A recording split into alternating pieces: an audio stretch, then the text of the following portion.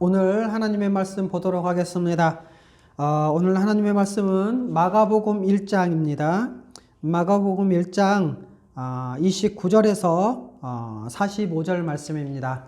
오늘 하나님의 말씀 신약성경 마가복음 1장 29절에서 45절까지입니다. 읽도록 하겠습니다. 회당에서 나와 곧 야고보와 요한과 함께 시몬과 안드레의 집에 들어가시니 시몬의 장모가 열병으로 누워있는지라 사람들이 곧 그 여자에 대하여 예수께 여짜온대 나아가사 그 손을 잡아 일으키시니 열병이 떠나고 여자가 그들에게 수종드니라. 저물어 해질 때에 모든 병자와 귀신 들린 자를 예수께 데려오니 온 동네가 그 문 앞에 모였더라. 예수께서 각종 병이 든 많은 사람을 고치시며 많은 귀신을 쫓으시되 귀신이 자기를 알므로 그 말하는 것을 허락하지 아니하시니라. 새벽 아직도 밝기 전에 예수께서 일어나 나아가 한적한 곳으로 가사 거기서 기도하시더니 시몬과 및 그와 함께 있는 자들이 예수의 뒤를 따라가 만나서 이르되 모든 사람이 주를 찾나이다. 이르시되 우리가 다른 가까운 마을들로 가자. 거기서도 전도하리니 내가 이를 위하여 왔노라 하시고 이에 온 갈릴리에 다니시며 그들의 여러 회당에서 전도하시고 또 귀신들을 내쫓으시더라. 한 나병 환자가 예수께 와서 꿇어 엎드려 간구하여 이르되 원하시면 저를 깨끗게 하실 수 있나이다. 예수께서 불쌍히 여기사 손을 내밀어 그에게 대시며 이르시되 내가 원하노니 깨끗함을 받으라 하시니 곧 나병이 그 사람에게서 떠나가고 깨끗하여진지라. 곧 보내시며 엄히 경고하사 이르시되 삼가 아무에게 아무 말도 하지 말고 가서 내 몸을 제사장에게 보이고 내가 깨끗하게 되었으니 모세가 명한 것을 드려 그들에게 입증하라 하셨더라. 그러나 그 사람이 나아가서 이 일을 많이 전파하여 널리 퍼지게 하니 그러므로 예수께서 다시는 드러나게 동네에 들어가지 못하시고 오직 바깥 한적한 곳에 계셨으나 사방에서 사람들이 그에게로 나아오더라. 아멘.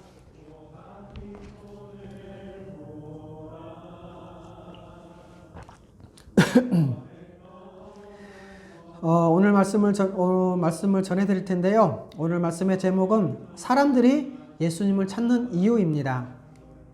먼저 지난 시간의 내용을 간단하게 살펴보고 오늘 말씀을 전해드리도록 하겠습니다. 지난 시간 내용은 이렇죠. 예수님은 하나님 나라의 백성으로서 제자를 부르셨습니다. 그리고 예수님의 부르심은 권위 있는 부르심이요 하나님 나라의 왕으로서 주권적 부르심이었죠.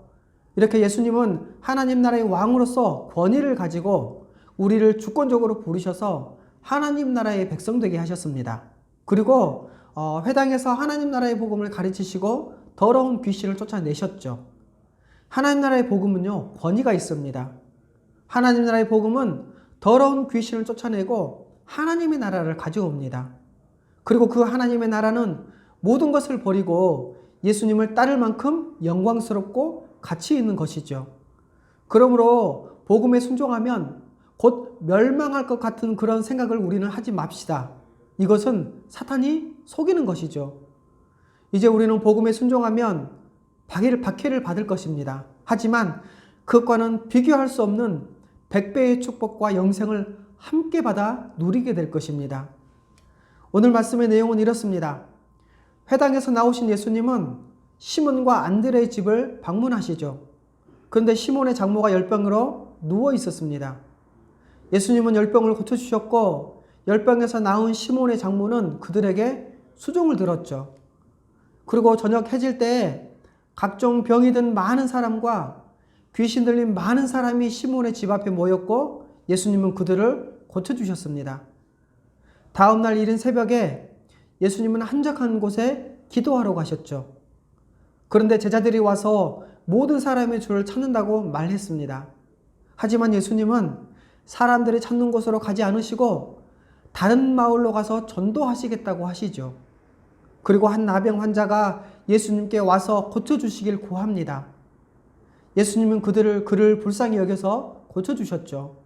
그리고 아무에게 아무 말도 하지 말고 제사장에게 몸을 보이고 모세가 명한 것을 드려 깨끗하게 된 것을 입증하라고 하셨습니다. 하지만 나병 환자는 그 일을 많이 전파해서 널리 퍼지게 했습니다. 그것 때문에 예수님은 다시는 드러나게 동네에 들어가지 못하셨죠. 여러분은 이 땅에 살아가면서 삶의 문제들이 얼마나 많습니까? 우리는 이 세상에서 신자로 하나님의 백성으로 살지만 수많은 삶의 문제들이 당면해 있습니다. 이 수많은 문제들을 여러분은 왜 해결하려고 하십니까? 그리고 어떻게 그 문제들을 해결해 가십니까? 그 문제를 해결하는 그 이유와 목적이 복음을 위해서 신자로서 거룩한 삶을 살기 위한 것입니까? 교회를 온전히 섬기기 위한 것입니까? 그 문제를 해결하는 방법이 거룩에 합당한 방법입니까? 아니면 융통성이라는 그 이름 하에 편법을 행하고 있지는 않습니까? 여러분이 새벽에 또는 밤늦게까지 시간을 내서 기도하는 것이 여러분이 지금 당면해 있는 그 문제를 해결하고자 그것을 위해 기도하고 있습니까? 여러분, 우리는 생각해 봐야 합니다. 우리의 삶의 문제를 해결하는 것이 우리를 구원하신 그 구원의 목적에 적합한지, 오로지 사명 감당을 위한 것인지 생각해 봐야 한다는 것입니다. 오늘 말씀은 그래서 이 모든 것에 대해서 말씀해 주고 있습니다. 그러므로 오늘 말씀에서 우리의 삶의 고민과 신앙의 문제를 바라보는 관점이 복음에 합당하게 변화되기를 바랍니다. 첫 번째입니다. 예수님은 많은 병자와 많은 귀신 들린 사람들의 몸과 영혼을 회복시켜 주셨습니다. 오늘 말씀을 보면 예수님은 안식일에 회당에서 하나님 나라의 복음을 가르치시고 더러운 귀신을 쫓아내셨죠. 그리고 회당에서 나오신 예수님은 제자들과 함께 시몬과 안드레의 집을 방문하십니다. 자, 예수님이 그러면 왜 시몬과 안드레의 집에 방문하셨을까요? 시몬의 장모가 열병에 걸린 것을 예수님이 아셨을까요? 아니면 다른 이유 때문에 방문하셨을까요? 우리는 그 이유에 대해서 명확히 알 수는 없습니다. 하지만 우리가 앞의 내용과 연결해서 생각해 본다면 제자들이 모든 것을 버리고 예수님을 따랐고 그 버린 가족을 우리 주님이 돌보시려는 것은 아닐까라는 생각이 듭니다. 자, 우리가 이렇게 생각을 한다면 우리도 복음을 위해서 모든 것을 버린다 한들 버려진 가족을 우리 주님이 그냥 내버려 두지 않으시고 돌보신다는 것을 우리는 알 수 있죠. 여러분, 우리가 돌보는 것보다 우리 주님이 돌보시는 것이 얼마나 더 복되겠습니까? 그래서 여러분, 수많은 우리의 믿음의 선배들과 선교사님들 그리고 수많은 목회자들이 믿음의 담력을 얻어서 지금도 복음을 위해 전력을 다할 수 있는 것이 아니겠습니까? 예수님이 시몬과 안드레 집에 방문했는데 오늘 말씀을 보면 시몬의 장모가 열병으로 누워 있었습니다. 같은 상황을 기록하고 있는 누가복음에서는요, 중한 열병이라고 기록하고 있더라고요. 지금 시몬의 장모는 중한 열병으로 누워 있습니다. 열병으로 누워 있을 정도라면 그 열병이 상당히 심했다는 것을 알 수 있죠. 그런데 당시 이스라엘은요, 집에 방문한 손님을 잘 대접해야 했습니다. 그런데 시몬의 장모는 집에 방문한 예수님과 제자들을 대접하지 못하고 열병으로 누워있을 수밖에 없었죠. 성경 보면 이렇습니다. 사람들이 곧 그 여자에 대하여 예수께 여짜온대. 시몬의 장모에 대해서 사람들이 예수님께 뭐라고 여쭙을까요? 누가복음에도 이와 같은 상황을 기록하고 있는데요. 누가복음에는 이렇게 기록되어 있더라고요. 그를 위하여 예수께 구하니라고 되어 있습니다. 이 사람들이 어떤 사람들인지는 모르겠으나 어쨌든 사람들이 시몬의 장모를 위해서 예수님께 구했습니다. 31절이죠. 나아가사 그 손을 잡아 일으키시니 열병이 떠나가고 여자가 그들에게 수종드니라. 예수님이 누워있는 시몬의 장모의 손을 잡아 일으키셨죠.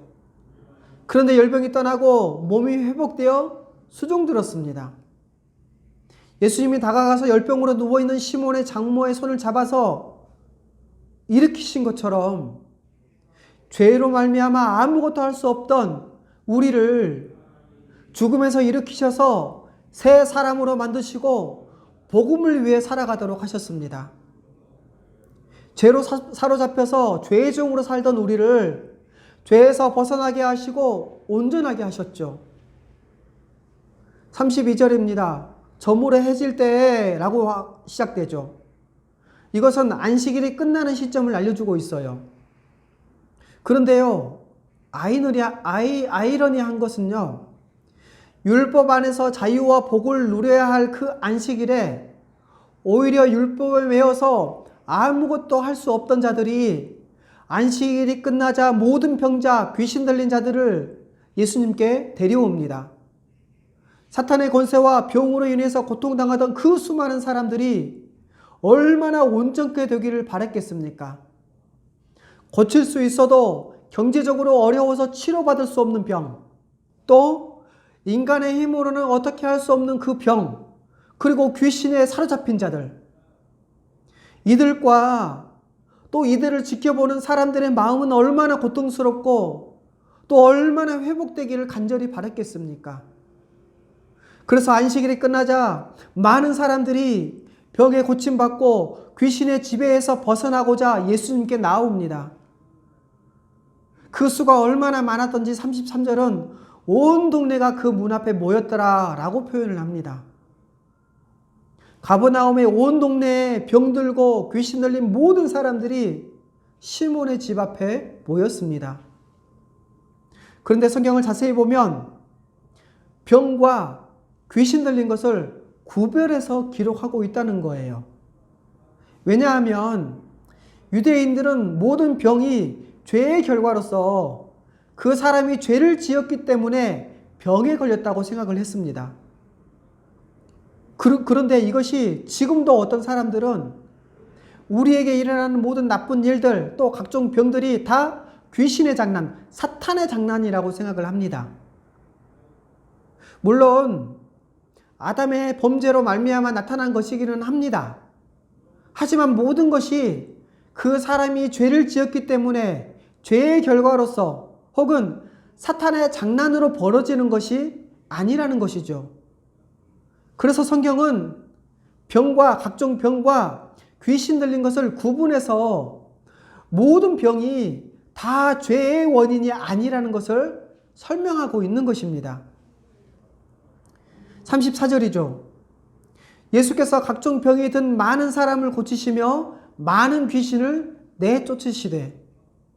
여러분, 인간이 병들고 또 귀신에 지배당하는 것은요, 하나님의 형상의 온전함을 잃어버린 그 비참한 상태를 말합니다. 그런데 예수님이 각종 병에서 많은 귀신의 지배에서 그 많은 사람들의 몸과 영혼을 온전하게 하셨습니다. 사람들을 지배하던 사탄의 권세를 예수님의 권위로 몰아내셨죠. 죄로 말미암아 잃어버린 하나님의 형상을 회복시켰었습니다. 여러분, 하나님의 나라는요, 온전함과 하나님의 형상의 회복입니다. 예수님은 하나님의 나라가 이 땅에 펼쳐졌을 때 일어나는 일들을 보여주신 것이죠. 여러분, 하나님의 나라가 임하면 각종 병으로 고통받던 몸이 회복되고요. 귀신에게 지배받아서 귀신의 종으로 살던 사람이 이 사탄의 지배에서 벗어나 영혼이 온전케 되는 그러한 현상들을, 그러한 일들을 많은 사람들로 하여금 보고 듣고 알게 하셨습니다. 하나님의 나라가 임하면 하나님이 창조하셨을 때 그 영광스러운 형체로 회복되어지는 것을 보여주신 것이죠. 이를 통해 예수님은 메시아, 즉 하나님의 나라의 왕으로서 그 백성을 구원하시고자 메시아적 사명을 감당하신 것입니다. 이것은 하나님 나라의 왕으로서 하나님 나라의 선포요, 그분의 권위의 확증인 것이지요. 다시 한번 34절 말씀 볼까요? 귀신이 자기를 알므로 그 말하는 것을 허락하지 아니하시니라. 여러분, 귀신들은 예수님이 하나님의 아들이요, 또 하나님 나라의 왕으로서 권위 있는 분이라는 것을 알았습니다. 하지만 두려워했죠. 왜냐하면 예수님은 그들을 멸망시키러 오신 분이기 때문에 그렇습니다. 귀신들에게는 예수님이 두려운 분이시죠. 여러분, 만일 우리가 죄를 짓고 죄 가운데 거한다면 예수님은 우리에게도 두려운 분이십니다. 그러나 우리가 죄를 회개하고 복음을 믿으면 그분은 우리에게 하나님 나라의 복을 주십니다. 예수님은 우리에게 복과 영원한 생명, 하나님의 나라를 가져오시는 분이십니다. 귀신들이 예수님을 잘 안다고 할지라도 예수님은 귀신들이 말하는 것을 허락지 않으셨죠. 여러분, 귀신들도 예수님이 허락하지 않으시면 아무것도 할 수 없는 존재들입니다. 그러면 예수님은 왜 귀신들에게 말하는 것을 허락하지 않으셨을까요? 귀신들은 예수님을 믿고 따르고자 증언한 것이, 예수님을 믿고 따르고자 말하는 것이 아닙니다. 그래서 예수님은 귀신의 증언을 막으셨던 거예요. 귀신의 증언은 그냥 떠드는 것에 불과하죠. 이처럼 믿지도 않고 순종하지도 않고 말로만 떠드는 것과 순종하며 따르는 것은 완전히 다른 차원의 것입니다. 그래서 여러분, 신자는요, 말보다 순종입니다. 두 번째로, 예수님은 몸과 영혼을 회복시키심으로 하나님의 나라를 전하시기 위해서 오셨습니다. 예수님은 전날 많은 사람들의 병을 고치시고 많은 귀신을 쫓아내셨습니다. 저녁 해질 때 많은 사람이 모였기 때문에 아마도 예수님은 밤늦게까지 사역을 하셨을 것이고, 그래서 많이 피곤하셨을 것입니다. 그런데 35절 말씀 보면 이렇게 기록되어 있죠. 새벽 아직도 밝기 전에 예수께서 일어나 나아가 한적한 곳으로 가사 거기서 기도하시더니, 예수님은 일상의 많은 분주함을 벗어나서 이른 새벽에 일어나 한적한 곳에 가셔서 기도하십니다. 물론 예수님에 비하면 우리의 분주함은 아무것도 아니겠지만, 그럼에도 우리의 일상도 많이 분주합니다.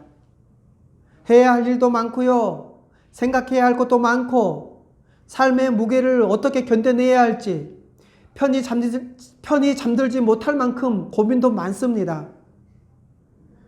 이때 우리도 예수님처럼 일상에서 벗어나 혹은 아무 방해받지도 않는 그 시간을 찾아서 기도해야 합니다.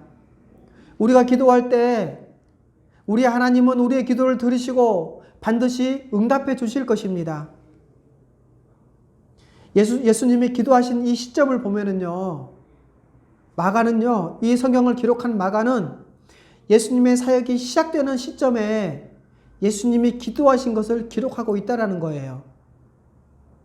마가가 이렇게 기록한 것은 예수님의 모든 사역이 그분의 독자적 사역이 아니라 바로 성부 하나님의 사역을 이루어 가시는 것을 보여주고 있는 것입니다. 여러분, 예수님은 그분의 모든 생애, 십자가에서 죽으심과 부활하시고 승천하심까지 다 성부 하나님의 사역을 이루어 가시는 사역이었습니다. 자, 그렇다면 예수 그리스도로 말미암아 세워진 교회의 사역도 이와 마찬가지가 아니겠습니까? 교회의 모든 사역은 복음과 상관없는 혹은 복음과 거리가 먼 독자적 사역이 되면 안 될 것입니다. 교회는 하나님 나라의 복음을 전하며 하나님이 예수 그리스도 안에서 이루신 이 교회를, 주님의 묻는 교회를 든든히 세워가야 하는 것입니다. 그래서 교회는 이 방향성을 잃지 않도록 하나님께 기도해야 합니다. 이렇게 예수님이 한적한 곳에서 기도하실 때 36절 보면 그 새벽에 시몬과 일행이 예수님을 따라왔습니다. 하지만 예수님과 함께 기도하려고 따라온 것은 아니었죠. 아마도 그 이른 새벽에 많은 사람들이 예수님을 보려고 시몬의 집에 찾아왔기 때문에 그들이 잠을 잘 수 없었을 것입니다. 그래서 시몬과 그 일행이 예수님을 찾아와 만나서 이렇게 말을 하죠. 37절입니다. 모든 사람이 주를 찾나이다. 성경에 기록되어 있지 않지만 아마 이렇게 말하지 않았겠습니까? 그러니 예수님 빨리 내려가서 사람들을 만나보시죠. 이렇게 말이죠. 여러분, 그 이른 새벽에 모든 사람이 주님을 찾는 이유가 무엇일까요? 예수님이 전하신 하나님 나라의 복음을 듣고자 찾아왔던 것일까요? 생각해보면 각종 많은 병과 많은 귀신 들린 이 모든 문제가 얼마나 그들을 괴롭혔겠습니까? 그들 앞에 맞닥뜨린 현실의 무게가 얼마나 컸겠습니까? 편하게 잠도 자지 못할 만큼 괴로웠을 것입니다. 그들에게는 예수님의 기적이 그 어떤 것보다도 간절했을 것입니다. 예수님이 자기들에게도 기적을 행하시면 자신들을 고통스럽게 하는 이 모든 문제가 다 해결될 것이라고 확신했을 것입니다. 그래서 잠도 자지 못하고 그 이른 새벽에 모든 사람이 예수님을 찾았던 것 같습니다. 그렇지만 지금 당면하고 있는 그 현실의 문제에 매몰되면 어떤 일이 벌어집니까? 그들의 고통스러운 현실의 문제가 예수님이 전하신 하나님 나라의 복음을 듣지 못하고 보지 못하게 했습니다. 감당하기도 어려운 그 현실의 문제가 그들에게는 너무나도 고통스럽고 너무나도 컸기에 그들의 귀를 막고 그들의 눈을 가려서 들어도 듣지 못하고 보아도 알지 못하게 된 것입니다. 여러분, 실제로 우리도 그렇습니다. 우리 앞에 놓인 현실의 무게가 말로 표현할 수 없을 만큼 너무도 크게 다가옵니다. 가장이기에, 부모이기에, 또 목사이기에, 사업하시는 분이라면 사장이기에 다가오는 현실의 문제가 만만치가 않습니다. 환경도 그렇고요.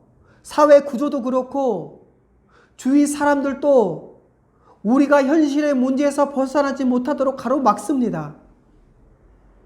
여러분, 그렇다고 해서 우리가 현재 우리의 필요만 구한다면 어떻게 되겠습니까?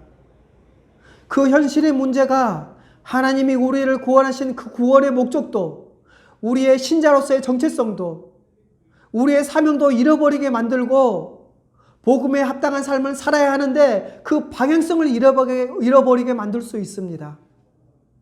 여러분, 현실에 매몰되면 복음이 우리의 삶을 어떻게 바꿔버리는지, 우리가 복음으로 인해서 어떻게 새로운 삶을 살 수 있는지, 우리의 삶의 방식과 가치관, 삶의 방향을 어떻게 바꿔버리는지는 관심이 없습니다.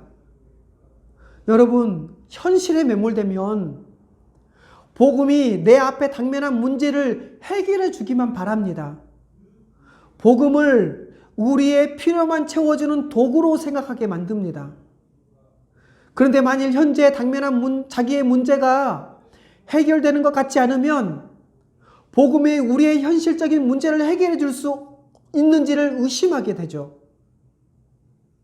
여러분, 현실에 매몰되면 복음을 들어도 현실과 동떨어진 이야기만 한다고 생각하게 만듭니다.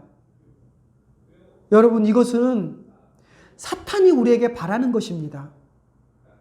그러니 우리는 정신을 차리고 예수님이 한적한 곳을 찾아가셔서 기도하셨던 것처럼 우리도 기도합시다. 우리를 구원하신 목적, 우리의 사명을 잃어버리지 않도록 기도합시다. 제자들이 예수님께 모든 사람이 주를 찾나이다 라고 말했을 때 예수님은 마치 제자들의 말을 이해하지 못하신 것처럼 다른 말씀을 하십니다. 38절이죠. 이르시되 우리가 다른 가까운 마을들로 가자. 지금 가버나움 시몬의 집 앞에, 그것도 이른 새벽에 사람들이 모여서 모두가 하나같이 예수님을 찾고 있지 않습니까? 그런데 예수님은 우리가 다른 가까운 마을들로 가자 이렇게 말씀하십니다. 왜요? 아마도 예수님은 사람들이 그 이른 새벽에 예수님을 왜 찾아왔는지 그 이유를 알고 계셨던 것 같습니다. 그래서 제자들이 모든 사람이 주를 찾나이다 라고 했을 때 예수님은 우리가 다른 가까운 마을들로 가자 이렇게 말씀하신 것입니다. 여러분, 우리가 예수님을 찾는 이유가 무엇입니까?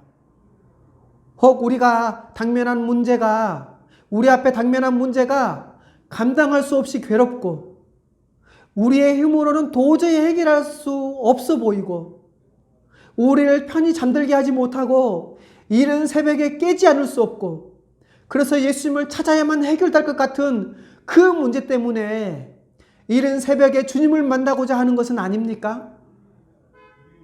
주님, 이 문제만 해결해 주시면 예배도 열심히 드리고 봉사도 열심히 하겠습니다. 이렇게 거래하고 있지는 않습니까? 그럼에도 너무나도 감사한 것은요, 우리 주님은 우리를 외면하지 않으시고 불쌍하게 해주셔서 해결해 주실 것입니다. 그러나 그분이 오신 이유가 우리 앞에 놓인 문제를 해결하러 오신 분이 아니시라는 겁니다. 그분은 하나님 나라의 왕으로서 메시아로서 하나님 나라의 복음을 전하시고자 오셨습니다. 우리가 구하는 문제를 해결해 주시는 것도 복음에 합당하게 살게 하려고 우리의 문제를 해결해 주신 것입니다. 그래서 예수님은 그들의 요구를 받지 않으시고 이렇게 말씀하시죠. 거기서도 전도하리니 내가 이를 위하여 왔노라 하시고. 여러분, 지금 우리가 당하고 있는 모든 병, 그리고 이 모든 일들이 우리를 괴롭게 할지라도 우리가 잊지 말아야 할 것은 주님이 우리를 구원하신 목적은 구원받은 백성으로 거룩하게 살게 하시고 사명 감당하게 하시려고 우리를 구원하신 것입니다. 비록 지금 우리에게 닥친 것들이 우리를 무너뜨리게 하고 우리를 망하게 할 것 같지만 절대로 그렇게 할 수 없습니다. 왜냐하면 로마서 8장은 이렇게 말씀하고 있지 않습니까? 내가 확신하노니 사망이나 생명이나 천사들이나 권세자들이나 현재일이나 장래일이나 능력이나 높음이나 깊음이나 다른 어떤 피조물이라도 우리를 우리 주 그리스도 안에 있는 하나님의 사랑에서 끊을 수 없으리라. 여러분, 그 어떤 것도 우리를 그리스도에게서 끊을 수 없기 때문에 우리는 두려워할 필요가 없습니다. 우리 앞에 놓여진 그 문제가 너무나도 무겁고 우리를 괴롭게 할지라도 그것 때문에 하나님이 우리를 구원하신 구원의 목적도 우리의 신자로서 새 사람으로서의 정체성도 사명도 잃어버리지 말아야 한다는 것이죠. 39절입니다. 이에 온 갈릴리에 다니시며 그들의 여러 회당에서 전도하시고 또 귀신들을 내쫓으시더라. 사람들이 예수님이 어떤 분이신지 제대로 알지 못하고 예수님이 하시는 전도에 알지 못해도 예수님이 하시는 그 전도의 방향성에는 전혀 변함이 없었습니다. 그분은 일관되게 하나님 나라의 왕으로서 왕적 권위를 가지고 하나님 나라를 전하시고 귀신들을 쫓아내시며 하나님 나라가 임했음을 드러내셨습니다. 여러분, 교회가 하는 일을 세상이 알지 못해도 우리는 신자들은 실망할 필요도 망설일 필요도 없습니다. 교회는 교회로서, 신자는 신자로서 올바른 방향성을 갖고 복음을 전하면 되는 것입니다. 세 번째로, 예수님은 나병 환자를 하나님 나라의 백성으로 회복시켜 주셨습니다. 40절 말씀이죠. 한 나병 환자가 예수께 와서 꿇어 엎드려 간구하여 이르되. 앞에서 각종 병이 든 자 그리고 귀신 들린 자와 다르게 40절 말씀에서는요, 그 40절과 그 이하의 말씀에서는요, 예수님이 나병 환자를 고쳐주시는 장면을 너무도 상세하게 설명하고 있다는 것입니다. 왜냐하면 당시 유대인들은 나병을 죄에 대한 하나님의 저주로 인식을 했기 때문에 그렇습니다. 그래서 나병에 걸린 자는 부정하다고 해서 그들의 공동체에서 쫓겨났습니다. 왜냐하면 부정은요, 하나님과 함께 할 수 없는 상태, 하나님께 나아갈 수 없는 상태를 의미하기 때문에 그렇습니다. 부정한 것이 거룩한 것과 함께 할 수 없습니다. 부정한 사람은 거룩한 하나님의 백성과 함께 할 수 없습니다. 그래서 하나님 나라에서 쫓겨나죠. 그래서 나병은요, 죄로 말미암아 더러워져서 하나님 나라에 들어올 수 없고 하나님 나라에서 쫓겨난 죄인의 상태를 보여주는 가장 대표적인 병이었습니다. 자신의 공동체, 사랑하는 가족과 친구와 그동안 함께했던 모든 사람들에게 버림받았을 때 그의 마음은 어떻겠습니까? 나병 환자는 예수님께 와서 꿇어 엎드려 간구합니다. 버림받은 자의 절박함이 보이지 않습니까? 그리고 이렇게 말하죠. 원하시면 저를 깨끗게 하실 수 있나이다. 그런데 여러분, 보통 예수님 저를 고쳐주십시오, 이렇게 구하는 것이 자연스럽지 않습니까? 그런데 나병 환자는 뭐라고 합니까? 원하시면 저를 깨끗게 하실 수 있나이다. 원하시면 이라고 합니다. 영어 성경에서는요, if you are willing 이렇게 표현되어 있더라고요. 번역하면 만일 당신의 의향이 있으시면, 기꺼이 하고자 하시면 이렇게 말하는 것입니다. 나병 환자의 말은요, 예수님의 권위와 주권을 인정하지만 또 한편으로는 예수님을 의심하고 있는 것 같습니다. 그 의심이 어떤 의심입니까? 예수님의 권위와 능력을 의심하는 것이 아닙니다. 예수님이 기꺼이 자기를 고쳐주실 수 있는지, 기꺼이 하실 수 있으신가, 이것을 의심하는 것이죠. 여러분, 우리도 예수님의 능력을 의심하지 않습니다. 하지만 나병 환자처럼 주님이 우리의 기도를 기꺼이 들어주실까, 이것에 대해서 종종 의심을 합니다. 그래서 우리가 기도하고 나서도 근심하고 걱정하는 근본적인 이유는 응답해 주실까, 이것을 의심하는 것이죠. 그러나 성경은 뭐라고 말씀합니까? 아무것도 염려하지 말고 다만 모든 일에 기도와 간구로 너희 구할 것을 감사함으로 아뢰라고 하십니다. 나병 환자의 말에 예수님의 반응은 어떻습니까? 41절이죠. 예수께서 불쌍히 여기사 손을 내밀어 그에게 대시며, 지금 예수님은 나병 환자를 불쌍히 여기시고 그에게 손을 대십니다. 여러분, 구약 성경에서는요, 정한 자가 부정한 자를 만지거나 또는 부정한 것에 닿으면 만지거나 닿은 그 사람도 부정하게 됩니다. 그리고 정한 자가 부정한 자를 만진다고 해서 부정한 것이 정하게 되지도 않습니다. 그런데 예수님이 부정한 나병 환자에게 손을 대시고 말씀하셨을 때 나병 환자가 깨끗하게 되어 온전하게 되죠. 그리고 나병 환자에게 손을 대신 예수님은 부정하게 되었을 것입니다. 그러면 여러분 이렇게 생각할 수 있어요. 예수님이 어떻게 부정하게 된다고 생각할 수 있지? 이런 생각이 들 수 있습니다. 그런데 여러분, 이 해석에 대해서 어떤 신학자는요, 예수님이 부정한 자에게 손을 대셔서 그분이 부정하게 되신 것은 우리의 죄를 대신 지시기 위한 것이라고 설명을 합니다.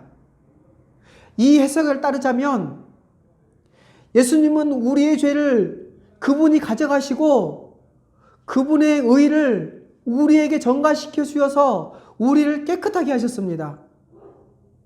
주님은 우리를 불쌍히 여기셔서 기꺼이 우리의 죄를 대신 지시고 십자가를 지셨고 우리를 죄에서 깨끗하게 하셨습니다. 이렇게 예수님은 나병 환자를 불쌍히 여기시고 그에게 손을 대시며 내가 원하는 깨끗함을 받으라 하시니 42절이죠. 곧 나병이 그 사람에게서 떠나가고 깨끗하여진지라. 여러분, 예수님은 그가 무슨 말을 하든지 그를 불쌍히 여겨주시고 주님이 원하신 바를 이루셨습니다. 우리가 주님께 무엇을 구하든지 우리 주님은 우리를 불쌍히 여기시고 주님이 원하시는 것을 이루어 가실 것입니다. 예수님이 말씀하시자 곧 나병이 그 사람에게서 떠나가고 깨끗하게 된 것처럼 예수 그리스도의 대속의 은혜는, 복음은 우리에게 곧 즉시 변화를 일으킵니다. 즉시 회복시키십니다. 즉시 깨끗하게 변화시키십니다. 즉시 새 사람으로 변화시키십니다. 43절이죠. 곧 보내시며 엄히 경고하사. 지금 예수님이 나병 환자에게 거역할 수 없는 말씀을 하시죠. 이 엄중한 주님의 말씀 앞에 누가 감히 거역할 수 있겠습니까? 44절, 예수님은 나병에서 깨끗하게 된 자에게 세 가지를 말씀하십니다. 첫 번째는 무엇입니까? 삼가 아무에게도 아무 말도 하지 말라. 두 번째는 내 몸을 제사장에게 보이라. 세 번째는 내가 깨끗하게 되었으니 모세가 명한 것을 두려 그들에게 입증하라. 이 세 가지였습니다. 첫 번째로 예수님은 왜 삼가 아무에게도 아무 말도 하지 말라고 하셨습니까? 그 이유는 우리가 45절에서 발견할 수 있죠. 45절 말씀 보면 그러므로 예수께서 다시는 드러나게 동네에 들어가지 못하시고 라고 표현하고 있죠. 그 이유 때문에 삼가 아무에게도 아무 말도 하지 말라고 하셨던 것입니다. 두 번째로는 나병에서 깨끗하게 된 몸을 제사장에게 보이라고 하셨죠. 왜냐하면 정한 것과 부정한 것을 제사장이 판별해야 했습니다.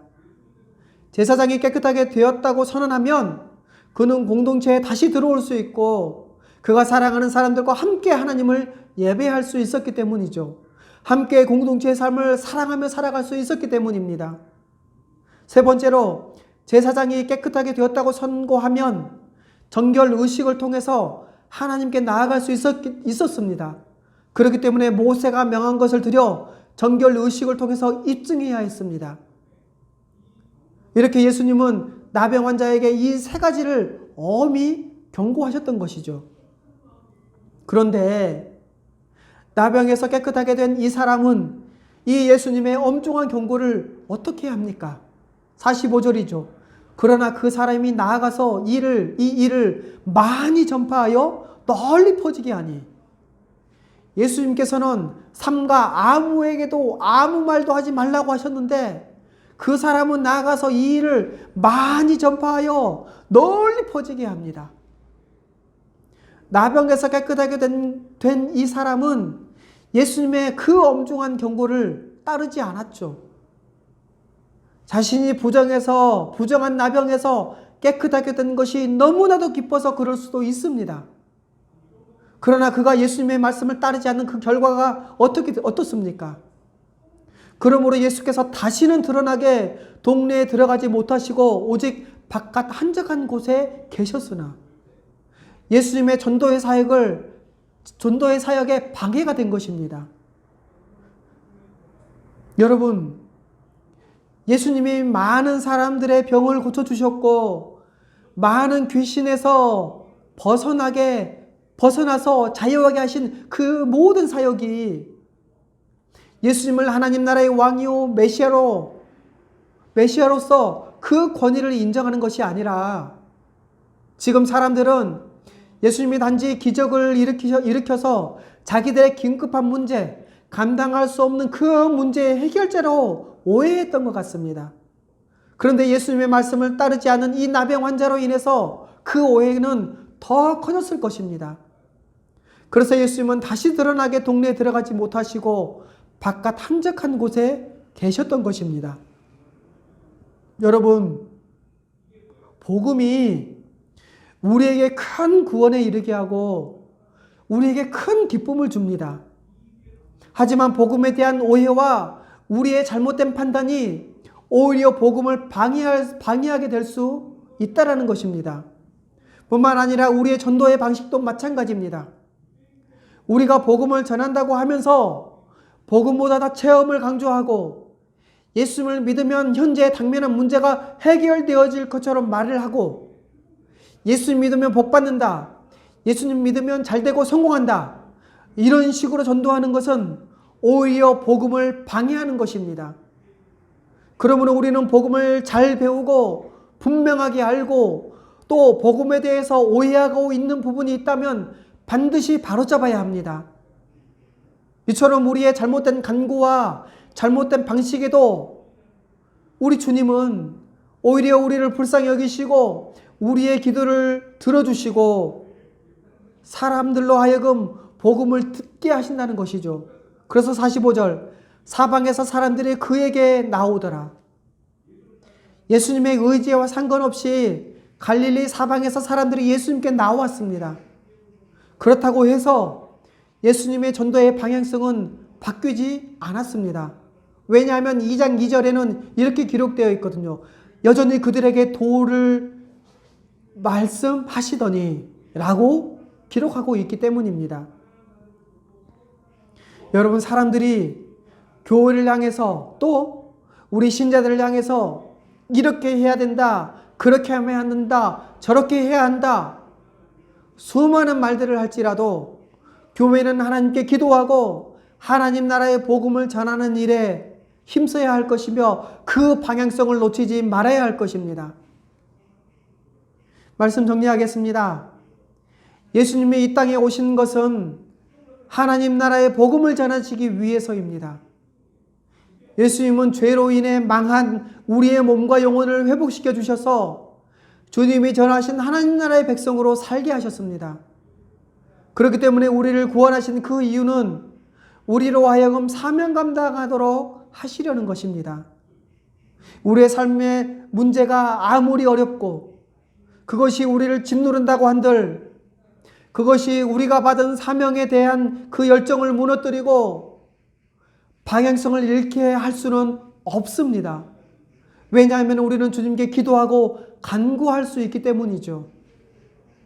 그러므로 이제 우리가 예수님을 믿고 찾는 그 이유가 이 땅에서의 삶의 문제를 해결하는 것이 되어서는 안 될 것입니다. 우리가 주님을 찾고 그분께 간구하는 것은 오직 하나님 나라의 백성으로서 사명 감당하기 위해 구해야 할 것입니다. 그렇지 않으면 복음을 이 삶의 문제를 해결하는 도구나 방법으로 오해하게 되고 그로 인해 복음을 방해할 수 있기 때문입니다. 그러므로 우리는 주님이 전하신 하나님 나라의 복음을 분명히 알고 믿어야 합니다. 그리고 주님이 전하신 이 복음을 엄중하게 생각하고 주님이 엄히 경고하신 것을 지켜내야 할 것입니다. 내가 지금 살아가는 방식이 또 나의 가치관이 나의 생각이 복음을 방해하고 있지 않은지 복음에 합당하게 살아가고 있는지 신자로서 하나님 나라의 백성으로서 분명한 정체성을 가지고 살아가고 있는지 그리고 나의 사명이 분명한지 우리는 생각해 봐야 할 것입니다. 그래서 시몬의 장모가 열방에서 나 주님과 제자들에게 수종들었던 것처럼 우리도 주님의 교회를 위해서 지체들을 위해서 수종드는 삶, 섬기는 삶을 살아야 할 것입니다.